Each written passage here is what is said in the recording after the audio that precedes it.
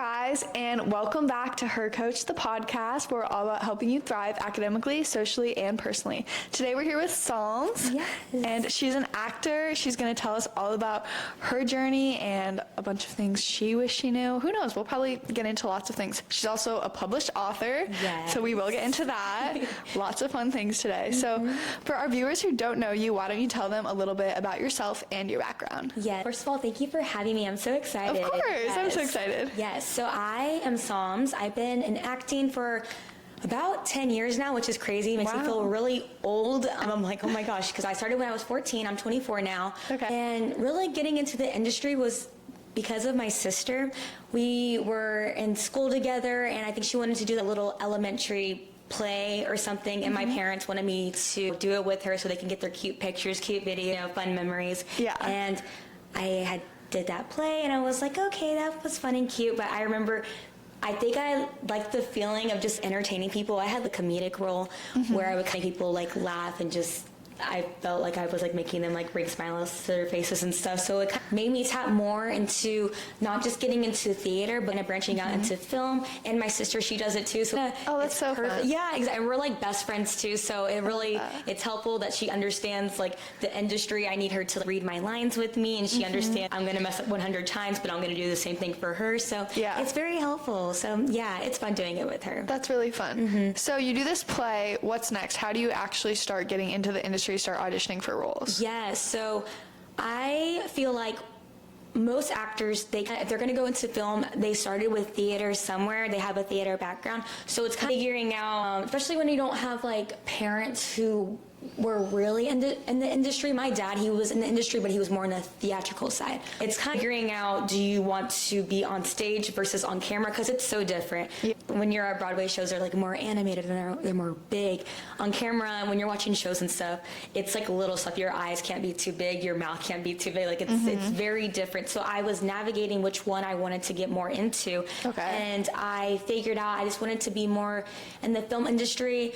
And with that, it comes with finding an agent, which that's the most popular question I get. How do you get an agent? For me, I got an agent when I was 15 in the Dallas area, went over there, did a monologue, and that nerve-wracking because I wasn't used to like being judged like that. Yeah, probably an odd setting. Yeah, exactly. Yeah, you're going there, and I remember when I went. I'm not with this agency anymore, but I remember I went in there, and I was just going there for doing like going there for acting. Yeah. And the agent had looked at me, and she was like, "Oh, you definitely can't be a model. You're too short." And I was like, and that was like the first thing I was like, so harsh. You're very blunt and like aggressive out here. I'm like, I'm not even looking to be a model, but okay, now I know I can't model. And so I feel like really like hearing that when I was like around 15, that was like my first, not rejection because I signed with them, but that was my first like, okay, you can't do this. Yeah. Which, that's why I got inspired to write my book, because even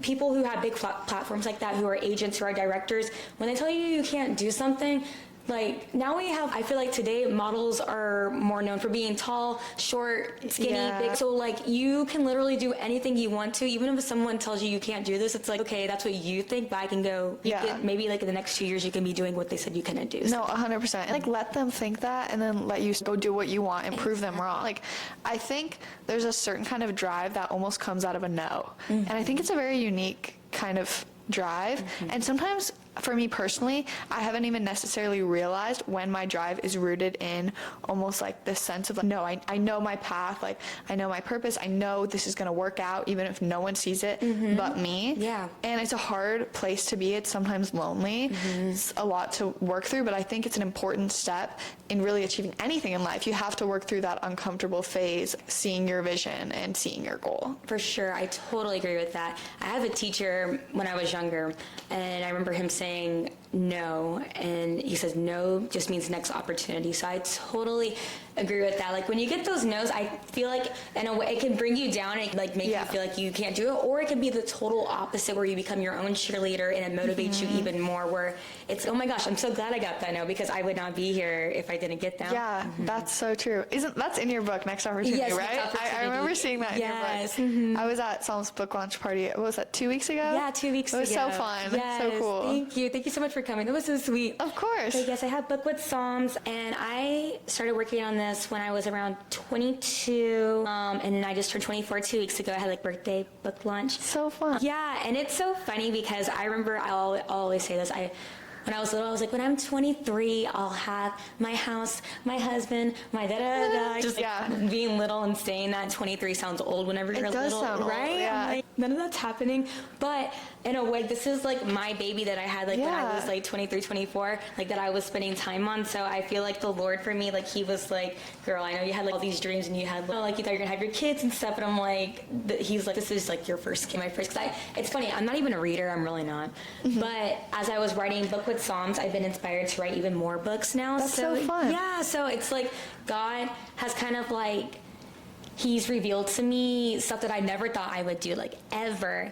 And I found out like being 23, like he's taught me that there's going to be more passions in life, like acting, but also other stuff that goes along with acting in the industry, like entertaining. Like I like creating social media posts now. I like being behind the camera. So it's been fun. Like this industry and all has kind of like made me dive into discovering other stuff. Yeah, I feel like it's kind of like that with anything. Like I feel that way with the podcast. I never intended on starting a podcast. I just wanted to coach, but then I was like, well, like, how do you really build a brand if you don't have something that your viewers can resonate with and like understand who you are and what you do? And so I was like, oh, maybe I'll do. I mean, I like to talk anyways. When I was like 8 years old, I had a shirt that like talking makes me happy, and I would wear it like every day. I was That's like, so cute. It's funny. So like, I guess I can see where the vision was. Perfect, like I can see it. But it's so interesting how you start at one point and like you never know what God has in store. Like you like never know the greater plan, and sometimes it's just kind of walking and just trusting that where you end up is where you're meant to end up. Exactly. And at the end of the day, we can't control everything. Exactly. So you just have to kind of roll with how it goes. It's out of your hands, and I feel like this industry acting has taught me that lesson. That's the biggest thing. Like we'll have auditions, and then I'll get a callback, and a callback's whenever you go back and you do the audition again for the directors, like in a live studio or on Zoom. And like that whole process is something too. It's okay, did they like me? Oh, like how they responded to that. Oh, the Zoom wasn't as long as it was last time. Like it's little stuff like that where that has allowed me to have more peace with that and just in life, because when you're like having more of those waitings and more no's, you get used to it in a way. You get like immune to it. So in a way, like for me, it's helped me not be like, I think like not like a person who stresses out as much, just like a lot more peace, because I'm just honestly, I'm used to it. And I know the no's that I get are still from the Lord, and that's ultimately like still a yes. Yeah, that's really cool.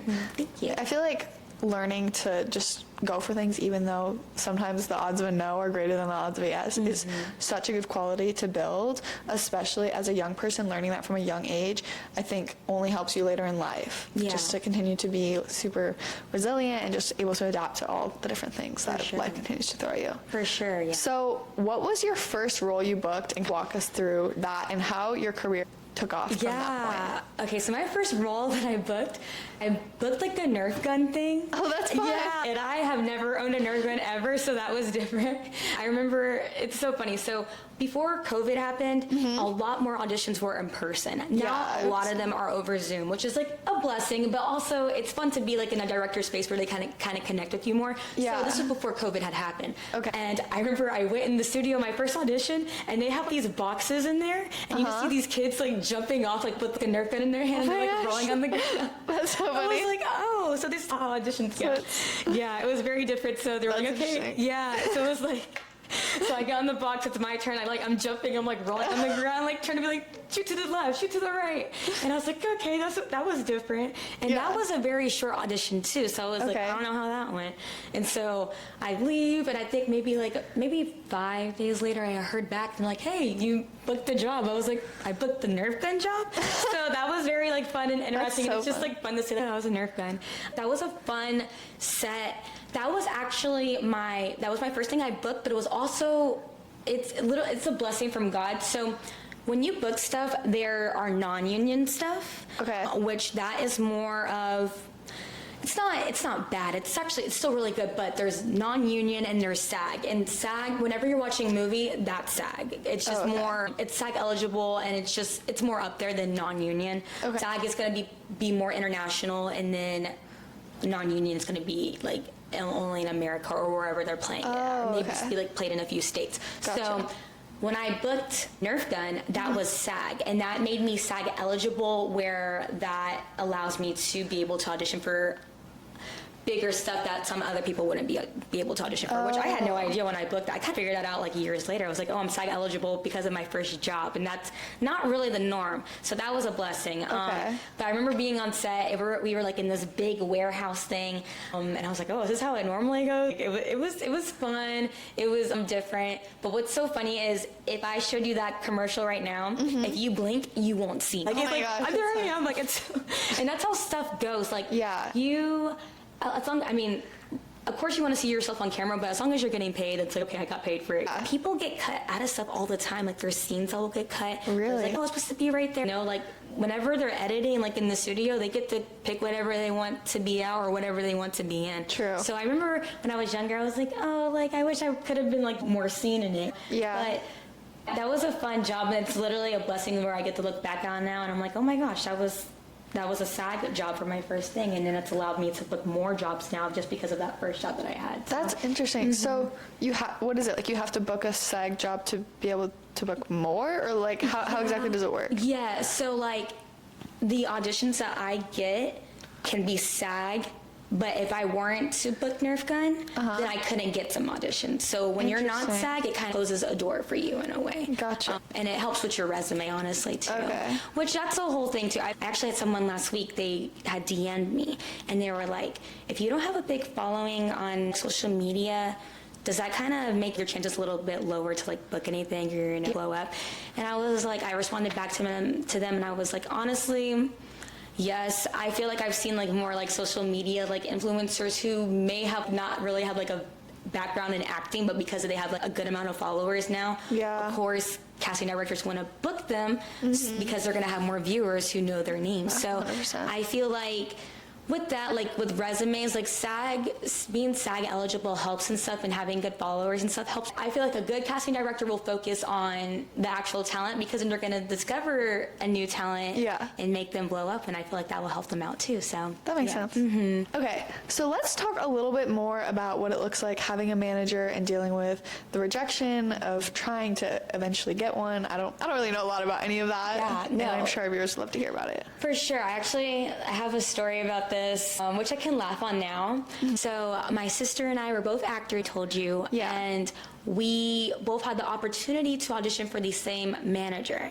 And I do my audition, she does her audition, and maybe a week goes by, and I'm like, I haven't heard from them yet.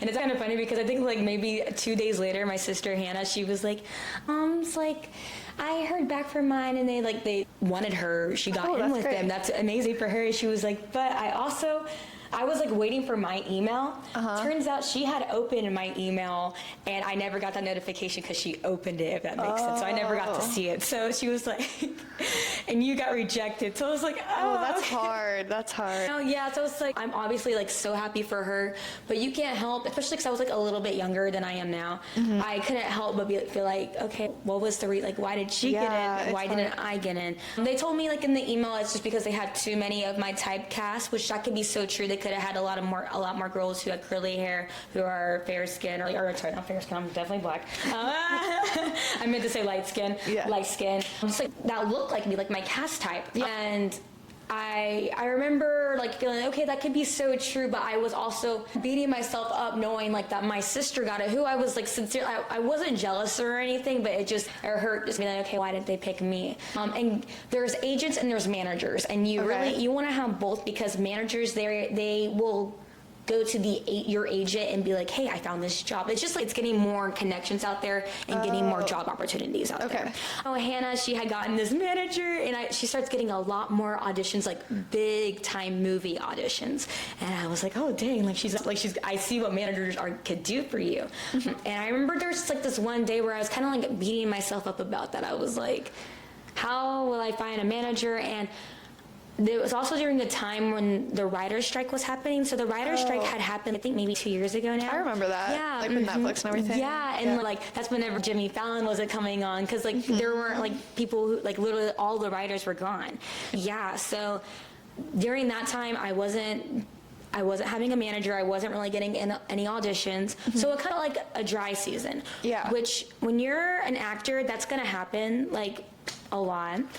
There's just going to be seasons like especially like during Christmas time where auditions aren't coming in because it's just the holidays, or your cast type just may not be like ready for auditions right now, if that makes sense. Okay. So I remember I was like, okay, it's kind of dry season. Nothing's happening for me. I'm not getting my manager. I'm getting kind of like rejection. But I talk about this all the time. Like if I didn't have that waiting dry season, Book with Psalms like would not have come to existence, because that brought me to the Lord, making me ask him, okay, God, what else can I do? Like, is there anything else I can do still with acting? Like, is there anything else that I don't see that you want me to do? Yeah. And that's literally when I heard him tell me write my book, which I had never ever thought of, because like I told you, I don't read. Yeah. So That's so cool. Yeah, that dry season and just being told no ultimately made me write book with Psalms, and then also just I think really helped me book other auditions too after that. It made me, like how we were talking about earlier,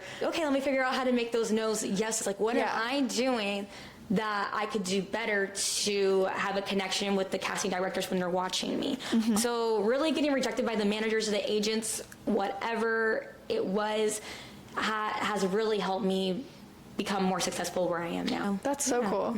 Thank you. I feel like that's a really hard thing, but when you can realize that other people's success doesn't take away from your own worth, you are just so much happier, and it's so much better just for your own growth personally, because you can watch people around you succeed and be like, okay, cool, let me be inspired by this person, let me learn from this person, but let me not take that as a reflection of ways that I'm like not enough. You know what I mean? Sure, I because totally get that. I love being around people who are better than me in all different ways. If I look at all my friends, I could tell you something different about each of them that inspires me. And we all have such different strengths, and I think that's such a beautiful thing. But it's also such a hard thing. Yes. Like it's a double-edged sword, because we all have these ways that we're unique and talented, but like we don't always see those in ourselves, especially when they're not maybe what we wish we had right now. Just by looking at others, it's so hard, even if it's like people that you want to celebrate. Like I get it, I have 3 sisters, and it's hard. Like you're growing up and there's times when you really want something and it doesn't end up being you. And I grew up, 2 of my sisters also were dancing, and there were times when like one of us would get something and the others would want it, or like 2 of us would get something, and like it was just hard because 3 of us were like super heavily involved in dance, and it's never going to be all equal. You're never all going to have the same opportunity, the same awards, the same score. It's just the nature of being in really, honestly, any industry. There were times like junior year, I remember being like, I don't know what I'm going to end up doing for an internship. Like before I had my offer, I remember I was really frazzled, and I would see all these LinkedIn posts of like people getting these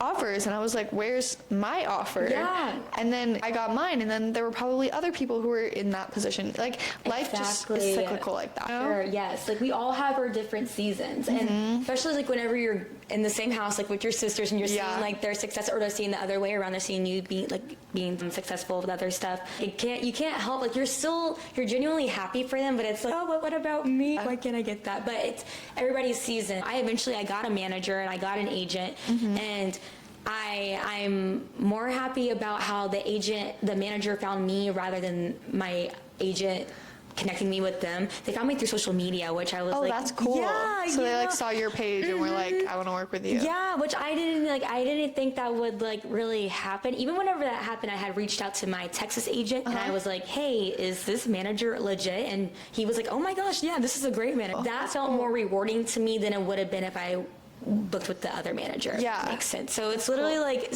in seasons, God knows like what is truly like for us and how like we will actually feel better about it. And going through that dry season, but still pushing myself to work on it and then earning that reward in a way made me appreciate it more. So it's just with seasons for sure. Everyone has their seasons.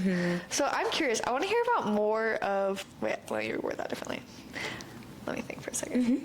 I'm curious. I want to hear about some of the other jobs you've done and maybe some of your favorites, some hard experiences. Yeah. As someone who really doesn't know the industry, I'd love to hear a little bit more about maybe some of your day-to-day. Actually, I have a funny story I could tell you. It's kind of weird, but like I had a Venmo booking in Austin, and that was really fun. And I remember I was packing my bags ready to go to Austin because I live in Dallas, and I was like, I don't have enough underwear, but I found like these like rainbow underwear that I was like, okay, let me grab those rainbow underwear. And so I go to set and I have my rainbow underwear on. Oh my gosh. Yeah.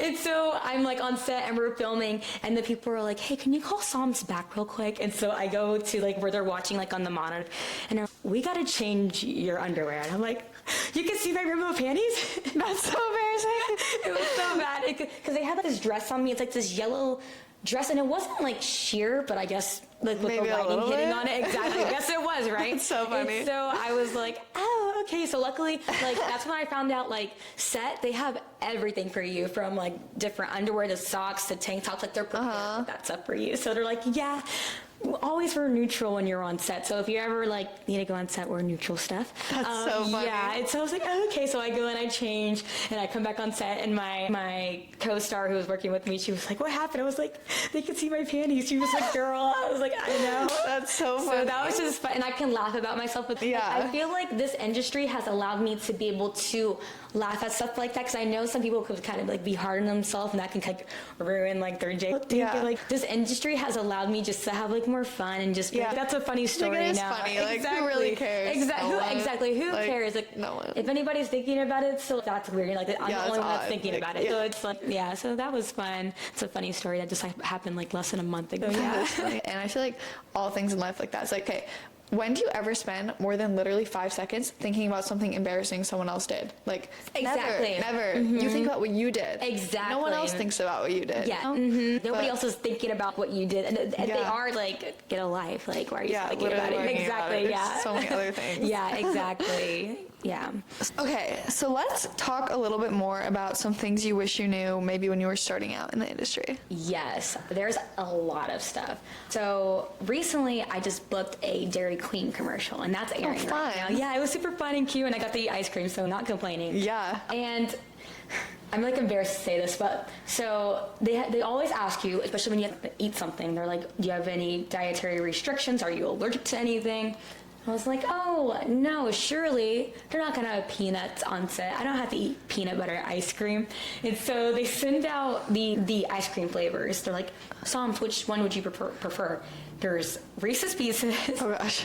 There's Snickers, and there's like Oreo, which that one was safe for me. And then there's, I think, another peanut butter one. Okay. It's like, oh my gosh, I need to hurry up and claim the Oreo one. So I emailed back. I'm like, I really want the Oreo one. I just prefer Oreo, like hoping that like they do not try to like switch me or anything. So she comes and she hands me the ice cream and she's about to hand me like a peanut butter one. And I'm like, oh, I definitely asked for the Oreo one. And, well, the casting director just told me that this one's for you. And I'm like, and then my co-stars, they know that too. They're like, oh my gosh. And it's so funny because somehow they worked it out for me, like my co-stars are like, oh no, she needs Oreo, so I got Oreo, so that was nice. But just for future, for myself to know, whenever I have auditions that require to eat food and they ask for dietary restrictions, I just need to honestly be truth, right? Yeah, just be like, hey, like I can't eat that, because what I was scared of is that one little thing could like alter like me even being able to book the part, because I could be around peanut butter, but like, just being considerate to them too, where they don't have to deal with anybody passing out on set. I have another experience where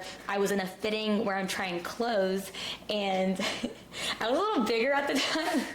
So it was like probably like 3 years ago, and I think I probably said I was a size like 00, which girl, I was not no 00, no way. Like, it's just the truth, like that's just what it is. And I guess I went into my fitting and they're prepared with the 00s as like I told them. Yeah. And I was not 00, so I put on the pants and I go to the dressing room, and I step out and the fittings lady's like, okay, take off the pants. So I go to the bathroom and I'm taking off my pants and I cannot get them off. It was so bad. Oh my gosh. And they had to cut the pants off me with like scissors, and she was annoyed, right so, because like they're paying for these stuff and sometimes they return the clothes too. So I was like, I'm so sorry. That's horrible. Yeah, it was so bad. And I have another experience like just being more prepared for callbacks. So I had a callback, and this is kind of my video that blew up like on TikTok or Instagram or whatever. And I'm on there, and they're asking me questions, And I was like, okay, is everything good? And they're like, yeah, that's good, but wait. And then I hung up. And so I hung up before my callback was over. And I had not realized it. So I go and I sit down, and it's funny because I have a video where it catches every moment because I'm talking to my camera after. I'm like, yeah, the audition went well. And I see an email from my agent, and they're like, they want you back on the callback. So I run back, I click the link, I log back on, and I'm like, I'm so sorry, you guys. I did not realize that. So now for me, after every callback that I have with like the casting directors, I'll be like, okay, is that all you need from me? And I like need to hear that yes from them, like where I can actually hang up, because that scarred me from. Oh, that would scar me. Yes, yeah. I ended up booking it, so I'm glad they called me back on there to like keep working with me. But that was scary because I'm like, oh my gosh, I actually almost blew an audition for myself. I feel like that would mess with me a lot more. I didn't book it because of that. Yeah, you know? Like, I can't imagine if you had like not booked it. Then in your head you're like, it's because I hung up the call. Exactly, like the whole time. Yes, oh my gosh. So I had a call back like maybe a few days ago. And I could not log on for the weirdest reason. I was clicking the link, I was switching from Chrome to Safari, switching Wi-Fi, could not figure it out. And so I eventually, like they reached out to me and I figured it out, I got in there. And I didn't get put on hold or anything actually. And I was like, is it because I didn't get online fast enough? Just like little stuff like that. But then that's like where you can't beat yourself up about that too. It's like, it's literally out of your control. And it may not even be because of that, honestly. If you're a good actor, you could be a good actor and still not book it. But if they want you and they like how your acting went, they like how you look, I don't think that's gonna go against you, unless you're just like late, just like from being like lazy and stuff and not trying to log on. Then that's different, because it's gonna show how you work on set too. Definitely. But like, I don't think that can hurt you too much. I feel like what's the word? I feel like that carries over to so many different things in life. Because I remember one time my junior year, I was interviewing for this analyst role that I was like dead set on getting. And honestly, so glad I did not get it, because I'm much happier at my current job than I would have been at that one had I ended up getting like the return offer and all of that. But I was in final 8 of 2000, and I was at a super day. And it's like you have 5 interviews, and then you take an exam. Wow. And it's super stressful. So I'm sitting in this exam, I like work through it, and I'm on the last question, and one of the associates who worked at the company told me like, don't trip out at the last question, just do your best, it's gonna be confusing. And I'm expecting it to be like some math question or like some explain why this is whatever. What's the question?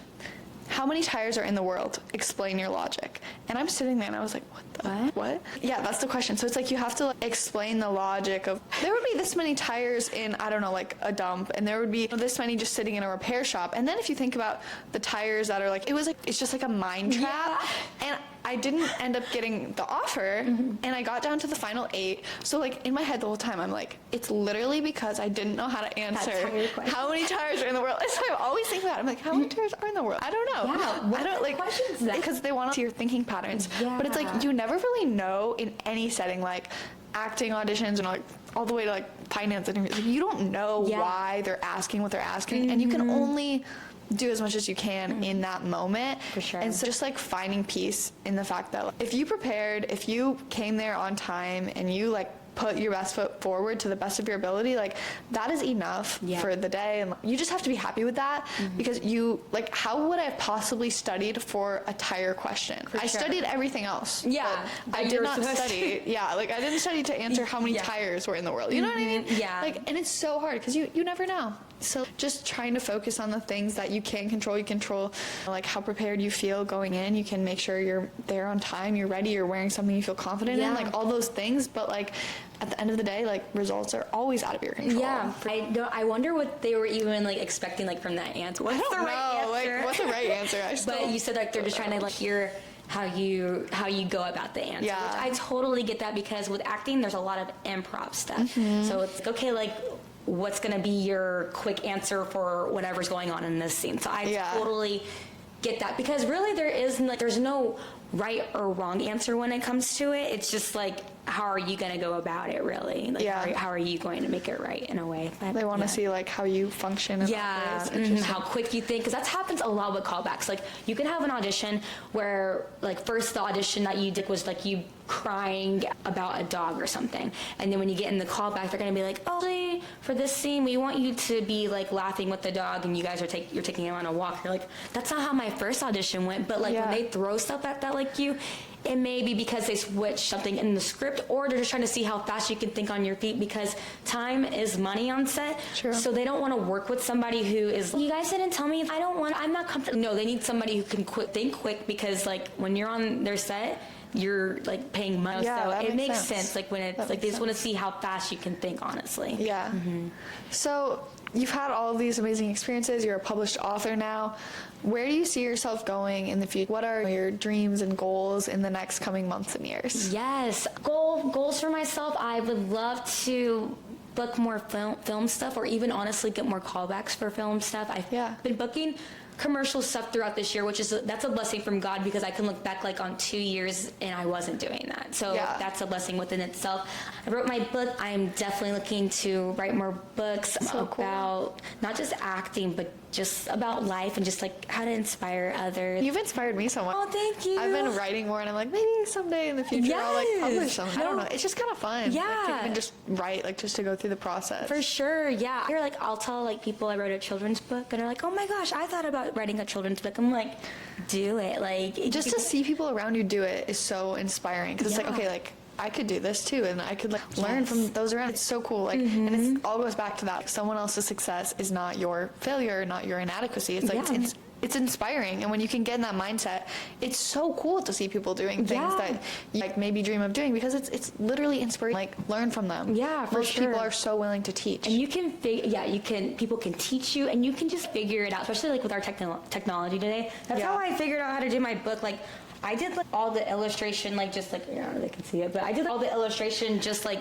from my laptop, and I'm not an artist. I don't do any of that. Like, really, the only help I got, like when it comes to like image wise, was my cover. I got like somebody to do my cover, but like I figured it out by myself. I'm not gonna say that it was easy, because there were definitely like days where I was like, oh my gosh, like why am I doing this? But really, just making myself like really deep dive and like wanting to figure it out, and just forcing myself to do it has made me like more like happy and more excited. Like, I'm proud of myself of like how I can accomplish like writing a book.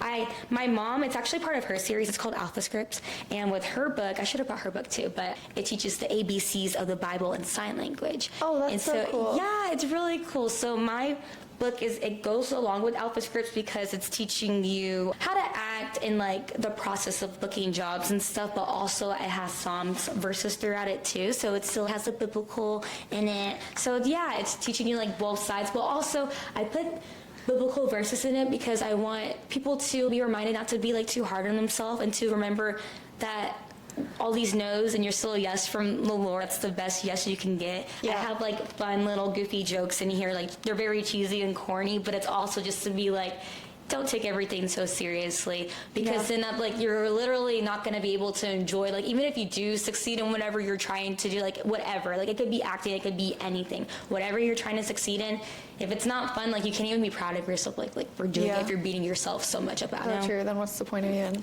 Exactly. Yeah. You have such great insight. It was so fun getting to chat with you today. Thank you so much. Thank you for having me. Of course. Thank you so much for coming on.